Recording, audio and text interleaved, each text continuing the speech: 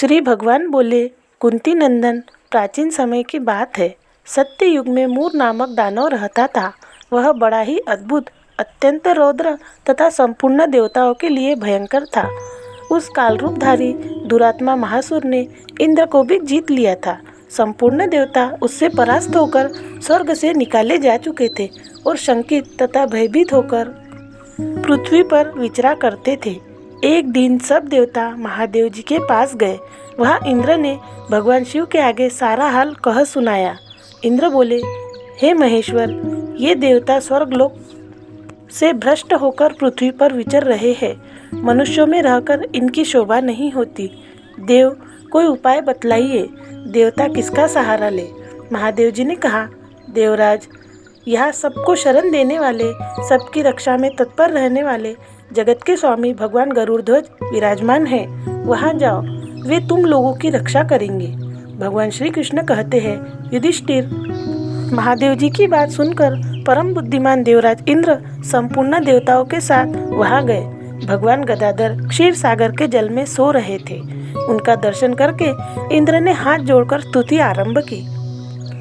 इंद्र बोले, देव देवेश्वर, आपको नमस्कार है। देवता और दानव दोनों ही आपकी वंदन करते हैं। पुंडरीकाक्ष, आप दैत्यों के शत्रु है। मधुसूदन, हम लोगों की रक्षा कीजिए। जगन्नाथ, संपूर्ण देवता मूर नामक दानव से भयभीत होकर आपकी शरण में आए हैं। भक्तवत्सल, हमें बचाइए। देव देवेश्वर, हमें बचाइए। जनार्दन, हमारी रक्षा कीजिए। रक्षा कीजिए। दानवों का विनाश करने वाले कमल नयन, हमारी रक्षा कीजिए। प्रभु, हम सब लोग आपके समीप आए हैं, आपकी ही शरण में आ पड़े हैं। भगवान, शरण में आए हुए देवताओं की सहायता कीजिए। देव, आप ही पति, आप ही मति, आप ही कर्ता, आप ही कारण है।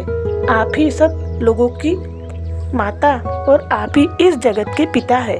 भगवान देव देवेश्वर, शरणागत वत्सल देवता भयभीत होकर आपकी शरण में आए हैं। प्रभु, अत्यंत उग्र स्वभाव वाले महाबली मूर नामक दैत्य ने संपूर्ण देवताओं को जीतकर इन्हें स्वर्ग से निकाल दिया।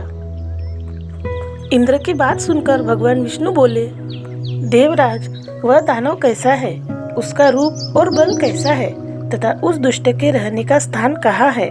इंद्र बोले, देवेश्वर, पूर्व काल में ब्रह्मा जी के वंश में तालज्ञ नामक एक महान असुर उत्पन्न हुआ था, जो अत्यंत भयंकर था। उसका पुत्र मूर दानव के नाम से विख्यात हुआ। वह भी अत्यंत उत्कंठ, महापराक्रमी और देवताओं के लिए भयंकर है। चंद्रावती नाम से प्रसिद्ध एक नगरी है, उसी में स्थान बनाकर वह निवास करता है। उस दैत्य ने समस्त देवताओं को परास्त करके स्वर्गलोक से बाहर कर दिया है। उसने एक दूसरे ही इंद्र को स्वर्ग के सिंहासन पर बैठाया है। अग्नि, चंद्रमा, सूर्य, वायु तथा वरुण भी उसने दूसरे ही बनाए हैं। जनार्दन, मैं सच्ची बात बता रहा हूँ। उसने सब कोई दूसरे ही कर लिए हैं। देवताओं को तो उसने प्रत्येक स्थान से वंचित कर दिया है। इंद्र का कथन सुनकर भगवान जनार्दन को बड़ा क्रोध हुआ। वे देवताओं को साथ लेकर चंद्रावतीपुरी में गए।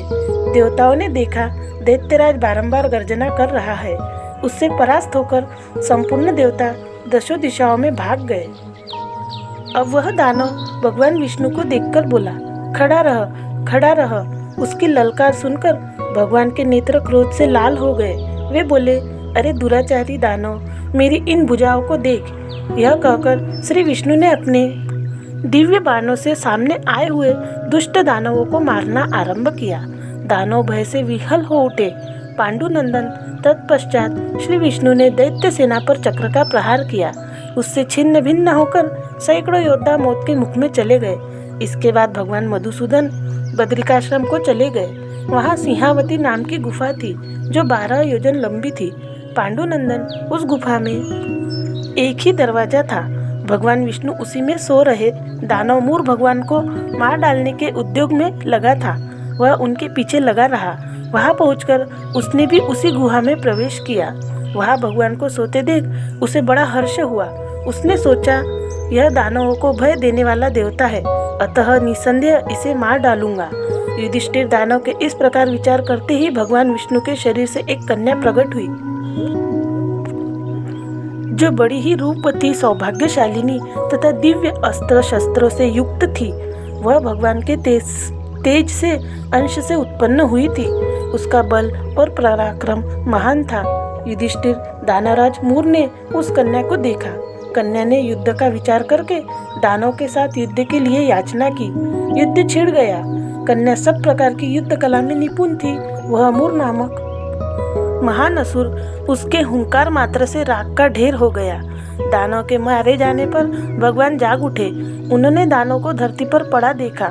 पूछा, मेरा यह शत्रु अत्यंत उग्र और भयंकर था, किसने इसका वध किया है?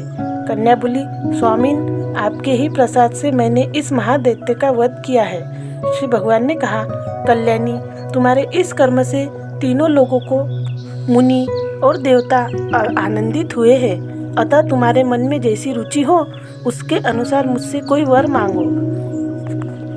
देव दुर्लभ होने पर भी वह वर मैं तुम्हें दूंगा, इसमें तनिक भी संदेह नहीं है। वह कन्या साक्षात एकादशी ही थी। उसने कहा, प्रभु, यदि आप प्रसन्न हैं तो मैं आपकी कृपा से सब तीर्थों में प्रधान, समस्त विघ्नों का नाश करने वाली तथा सब प्रकार की सिद्धि देने वाली देवी हूँ। जनार्दन, जो लोग आप में भक्ति रखते हुए मेरे दिन को उपवास करेंगे उन्हें सब प्रकार की सिद्धि प्राप्त हो। माधव, जो लोग उपवास, नक्त अथवा एकभुक्त करके मेरे व्रत का पालन करें उन्हें आप धन, धर्म और मोक्ष प्रदान कीजिए। श्री विष्णु बोले, कल्याणी, तुम जो कुछ कहती हो वह सब पूर्ण होगा।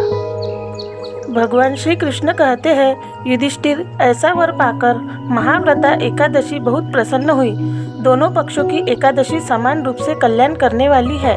इसमें शुक्ल और कृष्ण पक्ष का भेद नहीं करना चाहिए। यदि उदय काल में थोड़ी सी एकादशी, मध्य में पूरी द्वादशी और अंत में किंचित त्रयोदशी हो तो वह त्रिस्पृशा एकादशी कहलाती है। वह भगवान को बहुत ही प्रिय है। यदि एक त्रिस्पृशा एकादशी को उपवास कर लिया जाए तो यह एक सहस्त्र एकादशी व्रतों का फल प्राप्त होता है तथा इसी प्रकार द्वादशी में पारण करने पर सहस्त्र गुना फल माना गया है। अष्टमी, एकादशी, षष्ठी, तृतीया और चतुर्दशी ये यदि पूर्व तिथि में विद्य हो तो उनमें व्रत नहीं करना चाहिए। परिवर्तिनी तिथि से युक्त होने पर ही इनमें उपवास का विधान है।